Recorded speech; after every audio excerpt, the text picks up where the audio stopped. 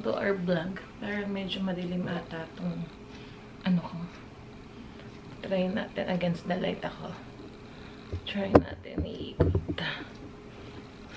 Ayan. Hello guys, welcome to our vlog. Ngayon may time ako mag-update. So, it's been 9 days postpartum ako.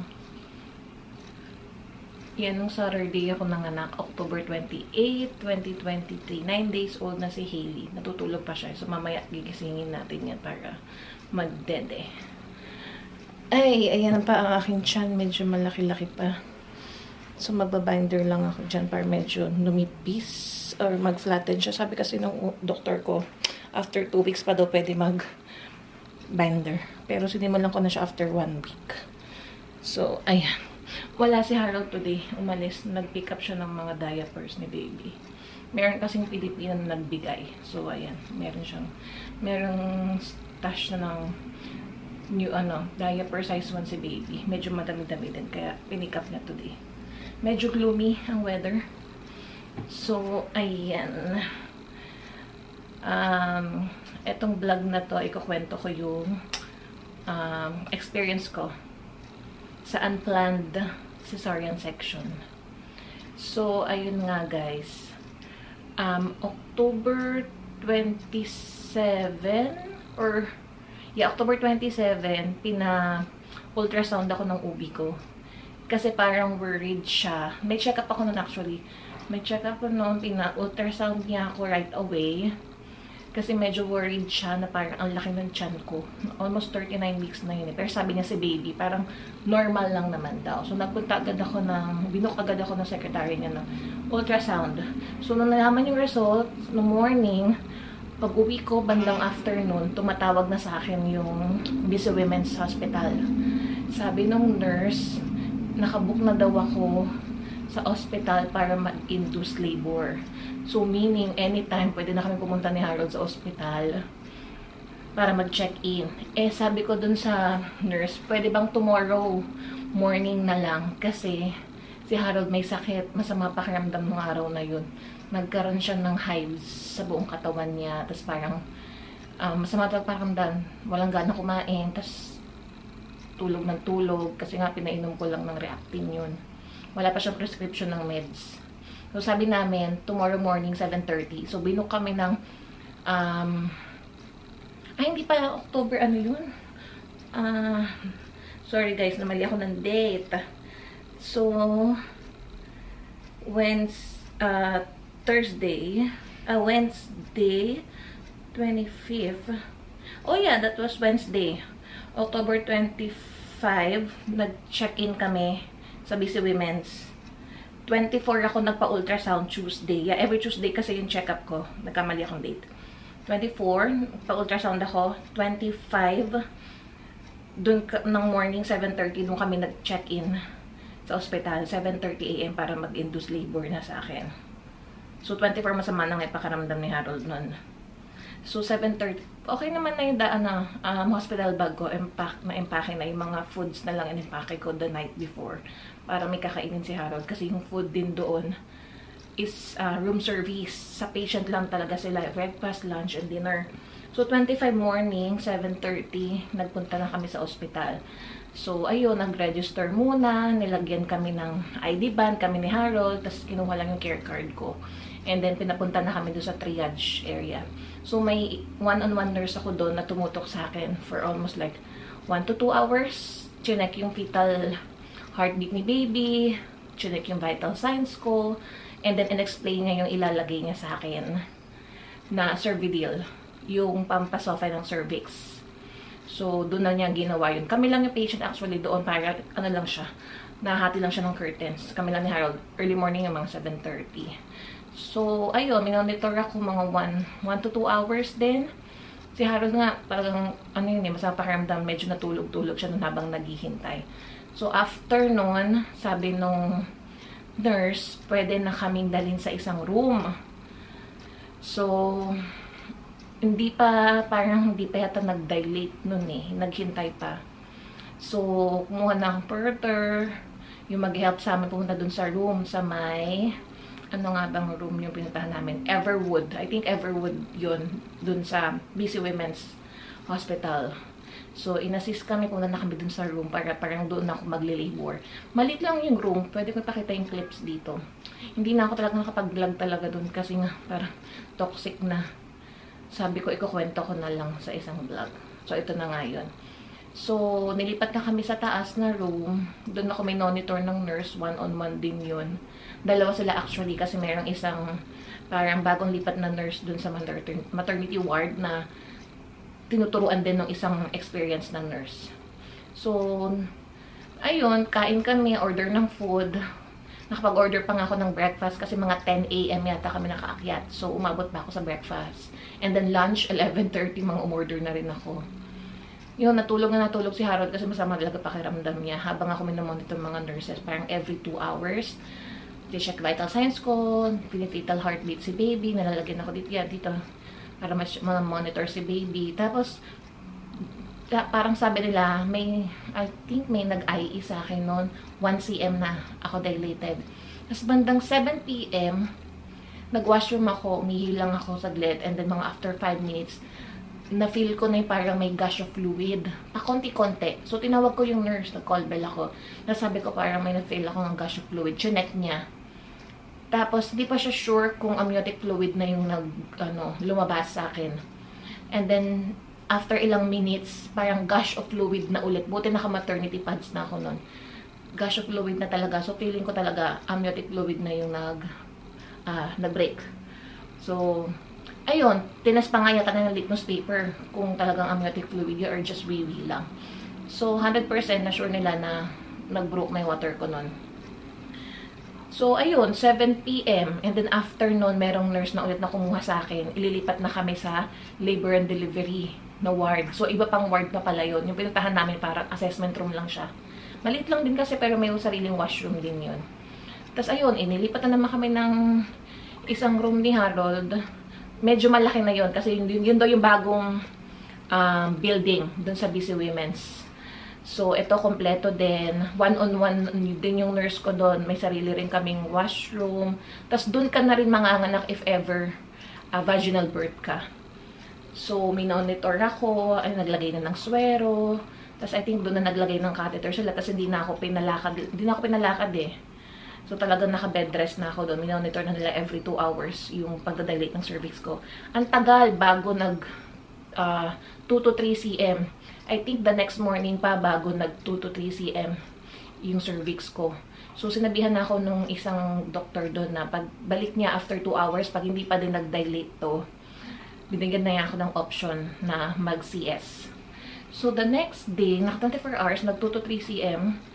So, sabi niya, okay, let's continue to monitor the baby, pati ako, kung magdadilate pa. So, the next day, anong date na yun? That's 27. That's 28 na yun, Thursday. Ang tagal din, mga ilang oras din bago nag-dilate ng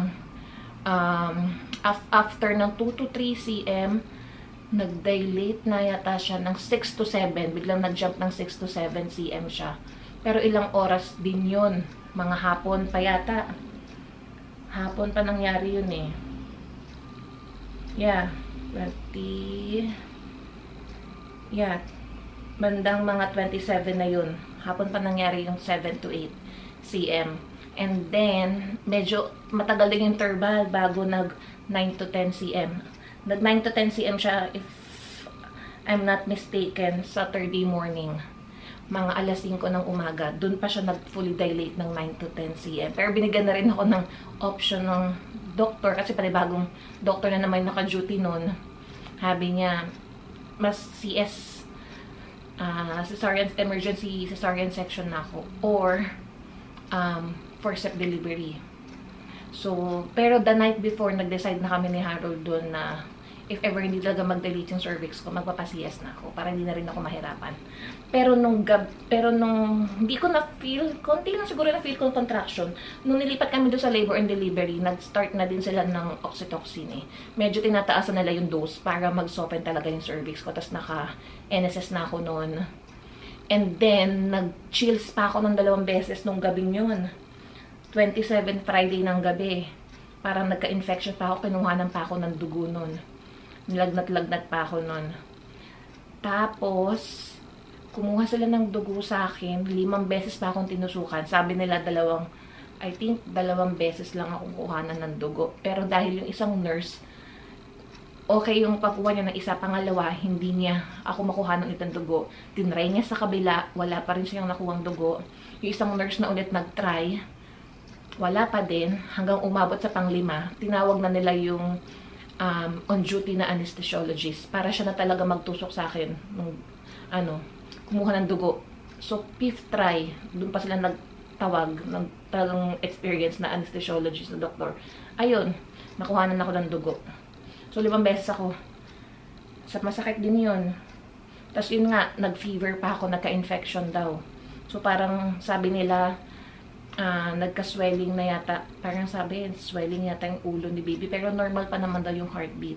So, that was, and then, nung nag-3 to 4 cm ako, sabi ko, ayoko na rin ma-feel yung contractions. Nag-ask na ako ng epidural. So, alam ko, 1 AM, nag-epidural na sila sa akin ng Saturday. Nagbigay na sila sa akin ng epidural for Saturday. 1 AM tulog si Harold kasi talaga masama yung pakiramdam. Nagtawag na sila ng 2 anesthesiologist sa resident. Kinakabahan pa nga ako nun kasi first time ko talaga yung tutusukin ng epidural sa likod. So, nakaya naman natin. Yung nurse na lang yung tumulong sa akin, natapakan ko yung legs niya kasi nga talagang naka-slouch kang ganon. Tapos, nakaupo ka dun sa side ng, nakadanggal yung legs mo sa side ng bed, tas nakaganon ka, pati yung ulo mo, may right position talaga para ma-insert ng mabuti yung needle sa likod. So, parang nag-freeze lang siya ng konti, medyo may malamig akong naramdaman. Then, nung in-insert, medyo na-feel ko ng konti, may slight pressure. Then, that's it. Okay na. Tapos, ayun, bandang 5:30 ng Saturday, sabi nila 10 cm na ako. So, pwede na daw ako mag-push. Dito, naruan ako ng nurse on duty noon ng paano mag-push, ganyan, breathing exercises ko. Tapos, kailangan gisingin ko daw si Harold para tulungan ako hawakan yung isa kong paa. Kasi isa lang yung nurse nang talagang tutulong sa akin mag-push. Akala ko magtatawag sila ng doktor. Wala. Tatawagin lang yata yung doktor kapag malapit mag-crowning na talaga si baby. So, ayun, almost 2.5 hours akong nagpo-push. Walang nangyari. May onting parang movement si baby, pero hindi totally nag-ground. So, 2.5 hours yon. Sabi ko, parang nag-give up na ako. Sabi ko na lang, sige, total nakapag-decide na kami mag-CS section ako. Yun na lang din. Talaga, dahil pagod na ako dun sa pagpupush na yun. Talaga, grabe, yung energy mo talaga. Ewan ko, hindi ko ma-explain. Every contraction kasi, dun mo isasabay yung pagpupush. So, napagod ako. So, kinausap na ako ng mga on-duty na mga anesthesiologist, pedia, yung OB doon na binigyan ako ng 2 options. It's either forceps delivery si baby. Siyempre, yung forceps, di ba, parang ang risk nun is yung dito ng cheeks ni baby. Tapos, baka magka-laceration ako ng mas malaki. Mahirap din yung recovery nun. Or magsi-CS ako. Which is in-explain din sa akin. Bikini cut, ganyan. Within like 40 minutes, tapos na. Emergency, agad-agad akong binok ng OR. So, yan. Ginising ko na si Harold. Sabi ko talagang 100% sure na kami CS. So, bandang mga 8 yata ako. 8 something dinala na ako sa OR. Gising ako actually kasi naglagay ulit ng parang epidural or parang tinap up lang nila yung epidural. Nag-catheter na ako noon. Wala na akong panty. Lang naka-maternity pants na lang ako. Nag-top up ulit sila na anesthesia sa likod ko. Then, hindi ko talaga naramdaman. Parang sabi niya, slight pressure lang daw sa tiyan ko yung mararamdaman ko. Gising ako noon. Si Harold, hindi niya pinanood kasi parang hindi siya pwede. Nagdala siya sa tabi ko, nakaupo. Tinawag lang si Harold para tumayo nung nag-baby out na. So, hindi ko naramdaman na kinat na nila yung tiyan ko, ganyan-ganyan. Basta parang may pressure lang umuuga. So, nung tinawag na si Harold, nalaman ko na, oh, baby out na. So, 9:18 AM na ilabas na si Hailey. So, dinala sa bassinet, tinawag na rin si Harold, nag-take ng picture siya. Bawal kasi mag-video. Basta, puro pictures lang ang pwede. Ayun, nakita ko na si Hailey. Binigay na sa akin yung monitor para nakikita ko kung paano siya ina-assess ng mga doctors and nurses doon. Tapos si Harold din kasi nag-cut ng cord. So, may picture din siya doon. Pwede ko ipakita dito. Mabilis lang. Tapos, ayun, pinahina din nila yung ano ko. yung tiyan ko, after nun, dinala na ako for 1 hour sa recovery room. Solo lang din ako sa recovery room. 1-to-1 lang din yung nurse doon. So, medyo, ano pa ako nun, medyo masama ang pakiramdam. Sabi niya, after nito, pwede na ka kung kumain kahit ano. Medyo, sumuka pa nga ako nun. Binigyan akong Tylenol, pati anti-suka. Binigyan ako kasi lang, parang hilo-hilo pa ako nun. Masama pakiramdam ko. So, umukay naman yung vital signs ko nun. After 1 hour lang, paghihintay sa recovery room. Dinala rin sa akin si Hailey doon sa recovery room. Sinama din siya. Sumunod siya. And then, after nun, dinala na kami sa isang ward ulit sa Arbortus ward. Para dyan sa, 2 days pa kami nag-stay. Parang recovery room din siya na private room. Maliit lang din siya. May sariling washroom din and tub. And then, meron isang parang couch na nasa slide para kay Harold na dun siya matutulog. Buti nagdala kami ng pillow. Kasi sabi dun sa Facebook group, magdala ng sariling pillow nga kasi wala silang ibibigay na pillow dun sa mga partner or husband mo. So, ayun, lumipat na kami after 1 hour dun sa recovery room. Nagstay pa kami dun ng 2 days. That was Saturday, almost 3. Saturday afternoon, then Sunday whole day, and then Monday morning kami din-discharge nung doktor. So, ayun, pinatayo na din ako, pinaglakad-lakad na din ako. Pero mga within 1 to 2 hours or 3 hours, medyo hindi pa okay yung tiyan ko.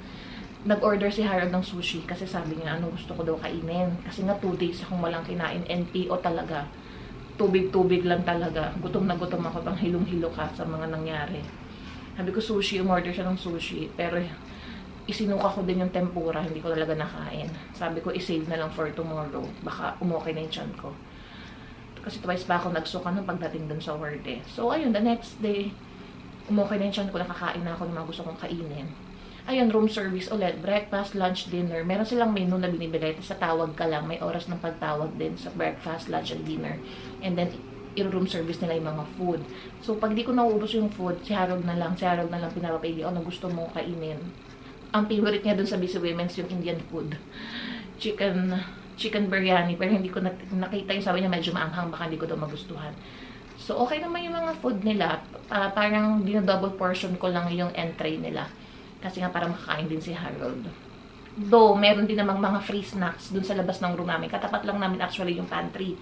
Meron dong water station, may cold and hot water, may fridge doon na anything you want, you can get. May juice, may milk, may sandwiches. Ipapainit mo na lang sa microwave or sa oven toaster. Ano ba? May mga biscuits yata doon, may coffee, tea. So, unlimited siya para dun sa mga sa mga patients, pati dun sa mga partners nila. Anytime pwede. Nire-refill nila yun everyday. So, na-enjoy naman din namin yung mga food doon. Pag madaling araw na gigising kami ni Harold kay Hailey, kumakain kami ng ng bread, yung may cheese na palaman. Yun ang gusto namin. Tapos, yung milk nilang Dairyland, ayun, parang 2 o 3 na kumukuha si Harold nila. Gusto ko yung milk nila. Dahil libre. So, pagpunta namin doon sa room, may mga binigay na mga postpartum supplies din. May kasama na may Huggies diapers and wipes. Doon sa may baba ng bassinet ni baby, may postpartum supply, may peri bottle, maternity pads, 2 parang napkin and saka maternity pads. Tapos yung, ano pa ba? Yung mesh underwear. Yan, yung naka-mesh underwear. Hindi ako gumamit ng mga dinala kong panty doon. Kasi parang washable. Actually, disposable yung mesh underwear nila. Pero parang sa akin, pwede namang i-wash, i-rinse mo lang, and then gamitin mo na lang ulit. So, yun yung ginawa ko. Kasi ganoon din yung tinuro sa akin nung doktor. Nung nurse na nag-duty sa akin dun sa labor and delivery na, you can just wash this one and then you can use it again. Para hindi daw magastos. Ganyan. So, ayun. Sunday, dinala na si Hailey na nag-room in na. Pero hindi siya makatulog kasi dun sa bassinet kasi masyadong flat. So, talagang sleepless nights kami. Pag madaling araw, umiiyak siya. Kahit yung mga katabi naming room, naririnig namin para ano-ano sila, umiyak yung mga babies doon pag madaling araw. Nagngangawa talaga sila. Wala pa talaga akong milk noon. Maliit, onti lang na colostrum. Kaya nag-ask na ako sa nurse kung do they have formula. So, doon sila nag-start magbigay sa akin ng 5 ml, 10 ml kay Hailey. In-start siya ng 5 ml ng Enfamil, ready to feed na formula. Ayun. Gustong-gusto naman niya yun. So, every 2 to 3 hours, pumupunta na lang si Harold sa nurse station para humingi ng gatas ni Hailey. Tapos, wino-warm na lang niya sa isang cup na may warm water. Tapos, yun ang pinapainom ko sa kanya. Ayun, okay naman lahat ng mga test ni Hailey. Hearing test, pumasa siya. Nag-vitamin K injection na siya. Nag-newborn screening. Nag-jaundice exam. Pumasa naman siya. So, kahit ako, nung ina-assess ako ng doktor, okay naman lahat. Pwede na ma-discharge. Nag-discharge teaching na yung mga nurses sa amin ng Monday. So, bandang 10 AM, nakauwi na din kami. Nababas na din kami. So, parang uwing-uwi na talaga ako. At gustong ko na mag-shower. Parang 4 days akong hindi naligo. Parang ang hirap kahit merong washroom doon. Parang ang hirap kahit mag-sponge bath ka.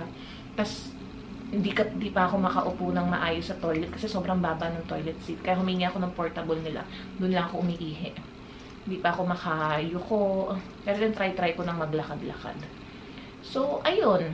Tingnan natin kung gising na si Hailey at time na niyang dumede. Meet our baby girl, Hailey Kirsten. Tulog. Tulog ang baby. Time to feed. Wiki wiki. Hello guys.